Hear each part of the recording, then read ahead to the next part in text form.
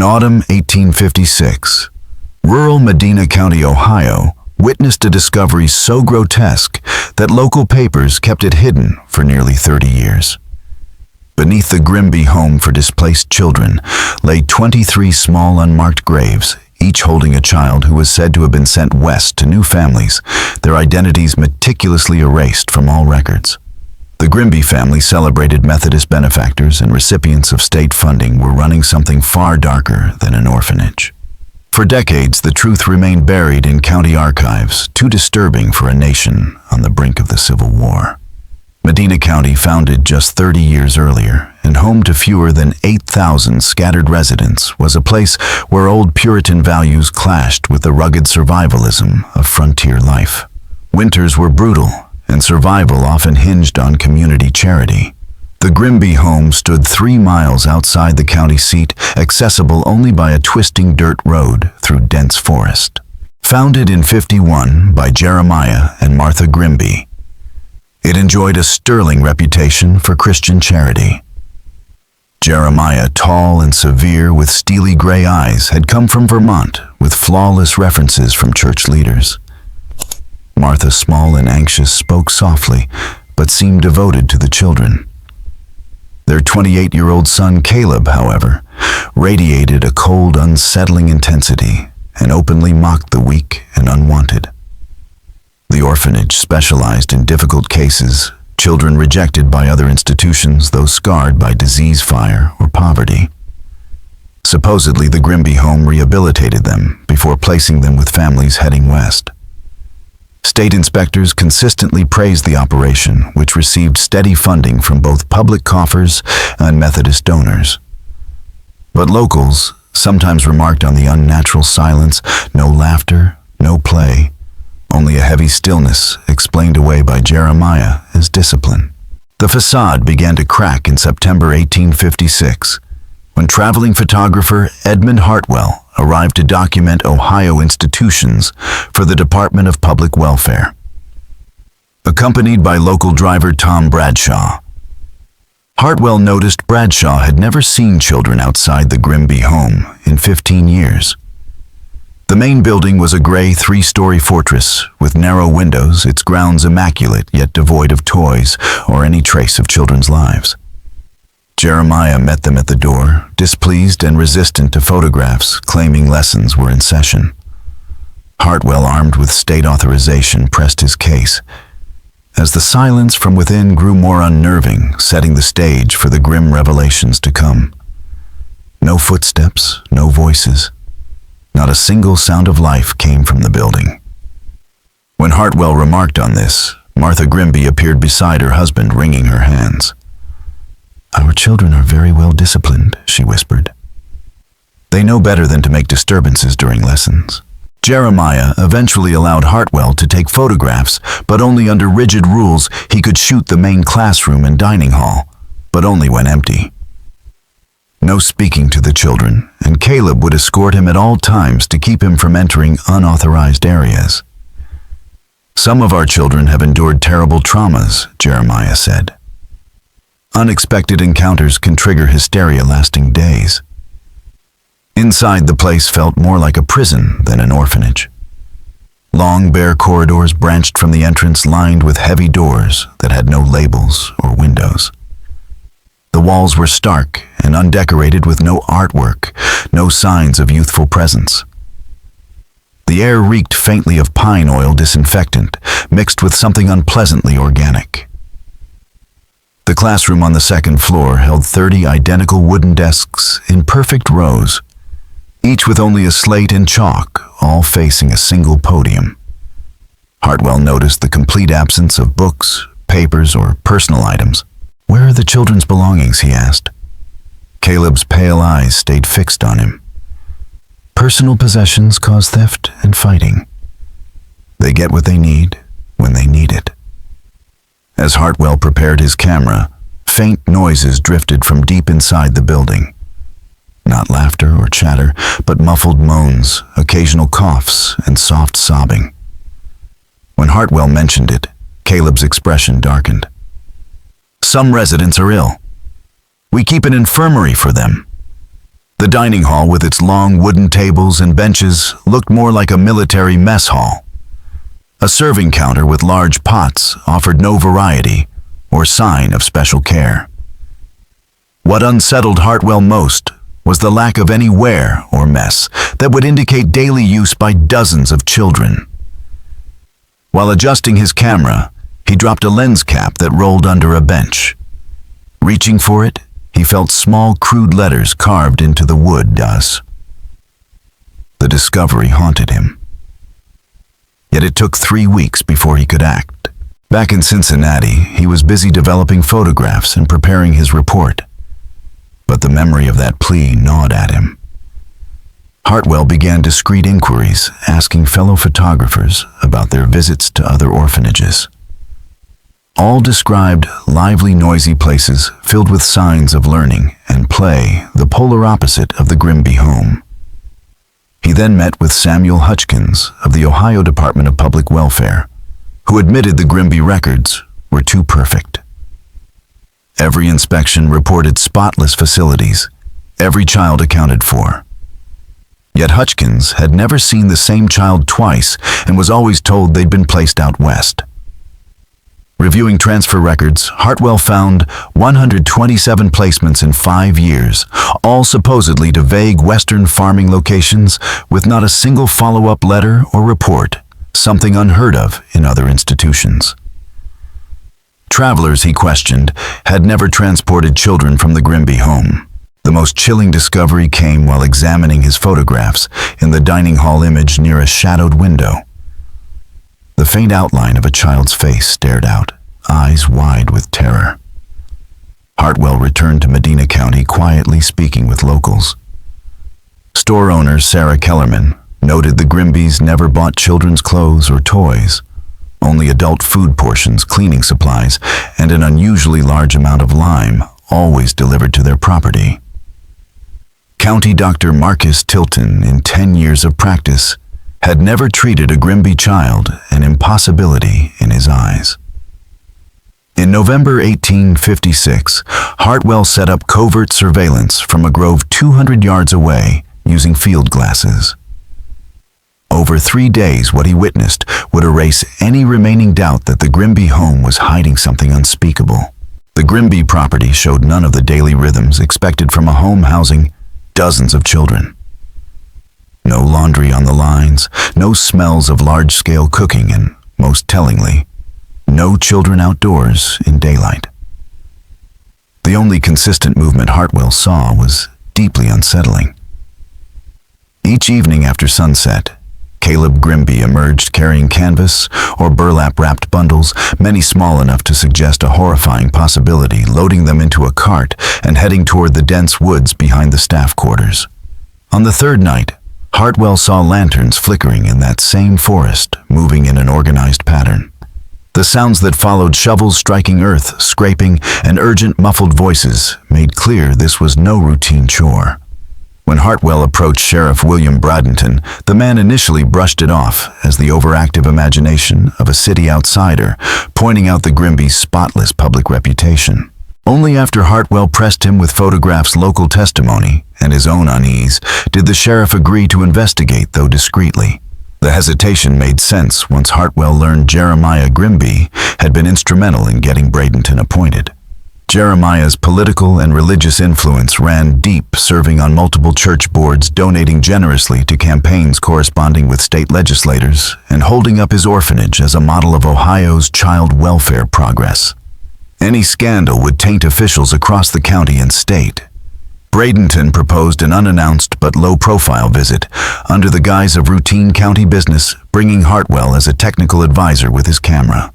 On a cold December morning, they arrived to find the Grimbys visibly shaken. Jeremiah stumbled through excuses for the building's emptiness. Martha vanished into the kitchen. Caleb, tense to the point of trembling, led them through the same sanitized rooms Hartwell had seen months earlier, answering even casual questions with rehearsed hostility.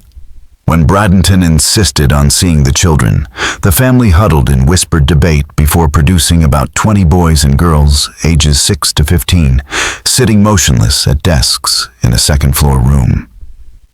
They avoided eye contact, spoke only in whispered, halting replies, and seemed physically unwell. Pale thin, with injuries ranging from cuts to bruises shaped like fingers. When a boy in the back raised his hand, Caleb swiftly positioned himself behind him. The child dropped his gaze and froze in visible fear. Jeremiah refused to allow photographs citing trauma.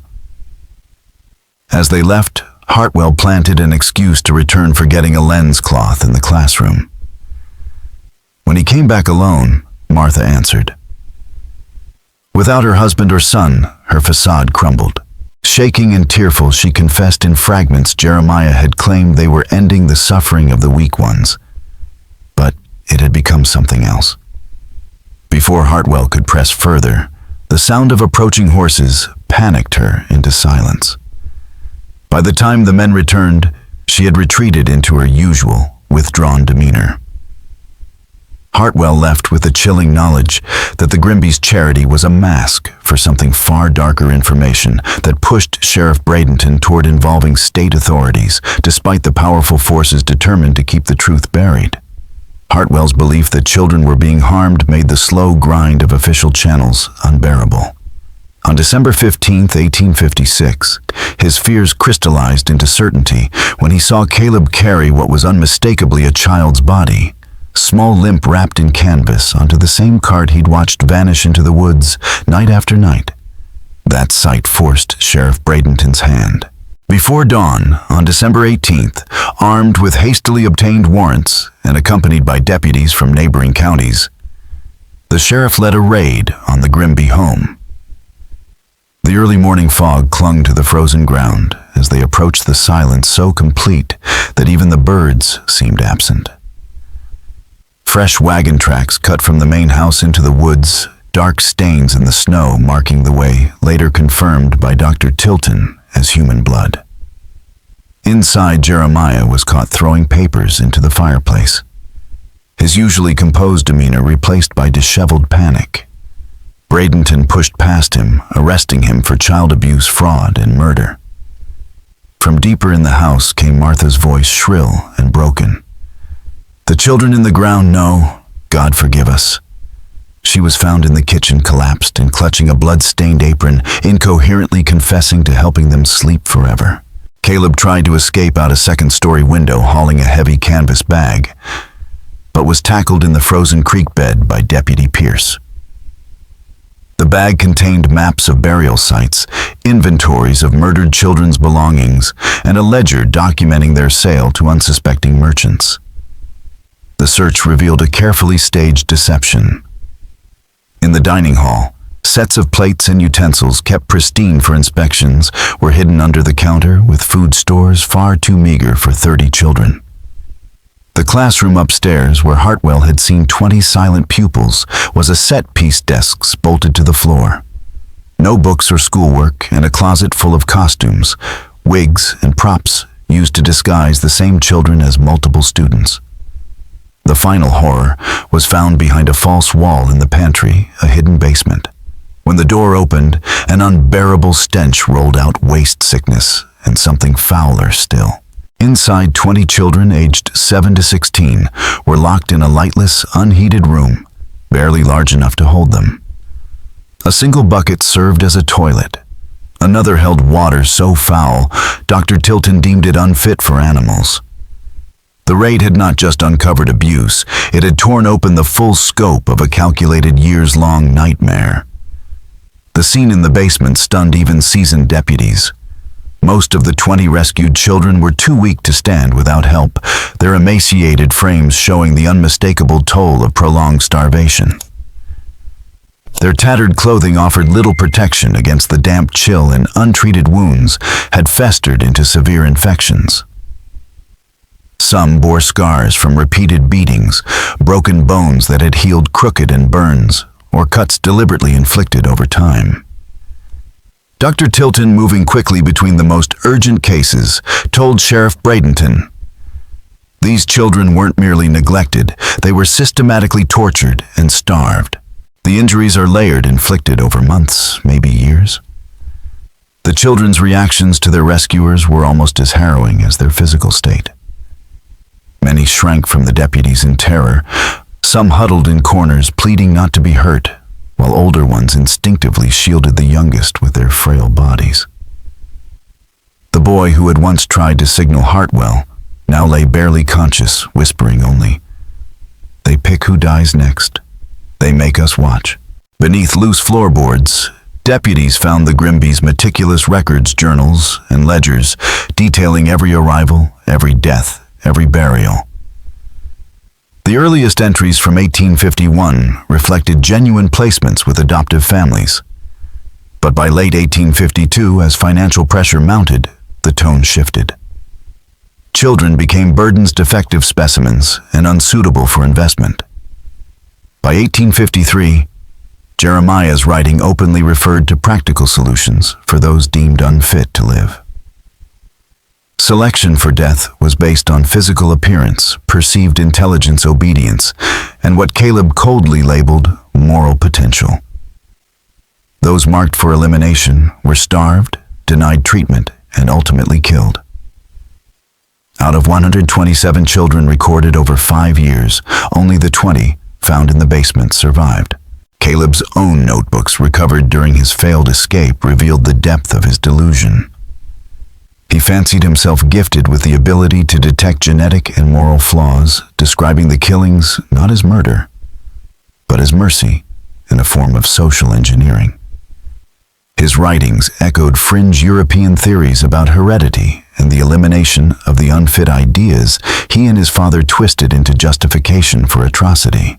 Behind the staff quarters, excavation teams uncovered 23 lime-covered graves, laid in precise rows, each marked with a numbered stake. The bodies bore evidence of prolonged abuse, healed fractures, starvation, exposure, strangulation, blunt trauma, and in some cases, poisoning. Hartwell's photographs of the burial sites, complete with small possessions like toys, scraps of fabric, and unsent letters, became some of the earliest forensic evidence used in an American trial. Even in captivity, the children had found ways to remember the dead. Names and dates were carved into beams and scratched into stone walls. Silent memorials left by survivors determined that their friends would not vanish into obscurity. These etchings proved invaluable in identifying victims and reconstructing the timeline of the killings. When confronted with the evidence, Jeremiah began with denials, then shifted to portraying himself as a visionary, performing a grim public service. He claimed inspiration from European theorists, who advocated improving society through selective breeding and the elimination of those destined for lives of suffering. Martha's confession, given in broken fragments between hysteria and religious mania, revealed that she had resisted at first, but was slowly persuaded first by her husband's rhetoric, then by Caleb's unshakable certainty. Most chilling was her account of how the killings were carried out. The Grimbys did not kill swiftly. Instead, they perfected a methodical process of slow elimination, ensuring that each death appeared natural, or at least explainable. Once a child was marked, they were separated from the others, starved, denied medical care, and subjected to escalating abuse until malnutrition, disease, and trauma ended their life. Caleb's interrogation revealed no hint of remorse, only frustration that others failed to recognize what he saw as the necessity of his work. He spoke of scientific selection with pride, detailing how he judged victims by appearance, behavior, perceived intelligence, and moral character. Disabilities, defiance, or even simple physical unattractiveness could earn a death mark. He kept meticulous notes to persuade his parents that each killing was justified. His cruelty extended far beyond physical suffering. He told victims they were going to die because they were worthless, and made them witness the deaths of others, using these spectacles to terrorize the group and entertain himself during long winters. Survivors testified that Caleb sometimes gathered all the children to watch executions, turning murder into both punishment and warning. The trial, beginning March 15, 1857, became the most infamous in Ohio's history, drawing journalists from across the country. Crowds swelled outside the Medina County Courthouse, some hoping for a glimpse of the proceedings, others ready to take justice into their own hands. Security was so tight that the defendants required protection from lynch mobs. District Attorney Samuel Morrison, backed by state prosecutors, presented a case so grim that even seasoned legal minds struggled to keep composure. Judge Harrison Wickham allowed Edmund Hartwell's photographs into evidence, a legal first, though he ordered the courtroom cleared of women and children before they were shown. The images of the basement prison, the exhumed graves, and the skeletal survivors left no room for doubt. Dr. Tilton's testimony methodically detailed injuries, both fresh and healed, proving the deaths were deliberate, prolonged acts of torture rather than momentary violence. But the most devastating evidence came from the children themselves. Several survivors, still visibly scarred and malnourished, recounted the basement's horrors and specific killings they had been forced to watch. 13-year-old Margaret Henley, a survivor of nearly 2 years' imprisonment, became the trial's most compelling witness. Calm and precise despite her frail condition, she described Caleb's inspection process, checking teeth, gauging strength, and taking notes before condemning children to weeks or months of starvation and abuse. The defense clung to claims of mental incapacity and coercion. Jeremiah's lawyer argued that years of caring for the most damaged children had driven him into madness, blurring the line between mercy and murder. Martha's counsel painted her as a submissive woman under the total control of her husband and son, incapable of independent action. Caleb's attorney, faced with damning records and his client's open pride in the killings, claimed that his ideas were rooted in contemporary theories of social improvement, echoing a darker undercurrent of 19th century intellectual thought. The defense's final hope, portraying Caleb as a misguided follower of emerging social theories, collapsed when the prosecution read aloud his own words. His notebooks revealed not the language of a reformer, but of a sadist. He wrote vividly of the pleasure he took in tormenting children, boasting of his skill in breaking their spirits and fantasizing about expanding his program across Ohio and eventually the entire Midwest. These plans included charts, funding proposals, and recruitment outlines for a nationwide network dedicated to the systematic killing of those he deemed unfit. The effect on the jury was decisive. Their deliberations lasted less than 4 hours before returning a unanimous verdict of guilty on multiple counts of murder, along with fraud, child abuse, and conspiracy. Judge Harrison Wickham sentenced Jeremiah and Caleb to hang, calling their crimes a fundamental rupture of the bonds that hold society together. Martha, deemed mentally incompetent and heavily influenced by her husband and son, was sentenced to life in prison. On September 12, 1857, Jeremiah addressed the crowd gathered for his execution in Columbus, proclaiming himself a pioneer in human improvement and lamenting that his vision had been ahead of its time. Caleb's final words, stripped of any pretense of philosophy, were a chilling confession. "I regret only that I was stopped before completing my work. The pleasure I derived from their suffering was worth any punishment you might impose." Martha's decline in the Ohio State Prison for Women was swift. She alternated between silent catatonia and violent outbursts in which she screamed about the children in the ground. She died in 1863, officially from pneumonia, though prison doctors noted she had essentially wasted away. The 20 surviving children required months of intensive medical care. Dr. Tilton's records of their recovery became some of the earliest documented studies on child trauma rehabilitation. Some survivors carried lifelong disabilities. Others never overcame the emotional scars. 13-year-old Margaret Henley, whose testimony had helped seal the verdict, was placed with a farming family, eventually marrying and raising children. She never again spoke publicly of her time in the Grimby home, but her descendants remembered her as fiercely protective, never allowing her children to be alone with unrelated adults. The investigation's aftermath forced Ohio to confront systemic failings in its oversight of charitable institutions. A state-led review uncovered widespread neglect in similar facilities and led to sweeping reforms. Unannounced inspections, mandatory reporting of deaths and transfers, independent verification of adoptions, and strict medical record-keeping. For Edmund Hartwell, the case was both career-defining and personally devastating. His photographs of the basement prison burial sites and rescued children became some of the first forensic images used in an American court, setting a precedent for crime scene documentation. Yet the work left deep psychological scars. He abandoned forensic photography entirely, returning to architectural and landscape subjects. The Grimby home itself stood abandoned for years, its empty halls a grim monument to the atrocities committed there, until time and nature began to erase the physical traces of one of the darkest chapters in Ohio's history.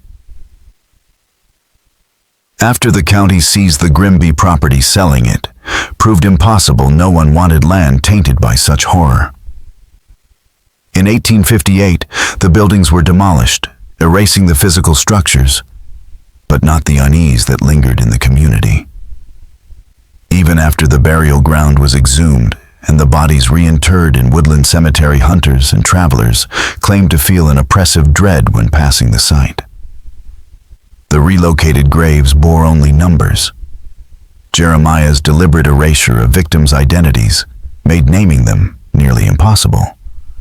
Though some families were eventually able to identify loved ones and replace numbers with names, many children remain anonymous to this day, their stories silenced by their killer's meticulous deception.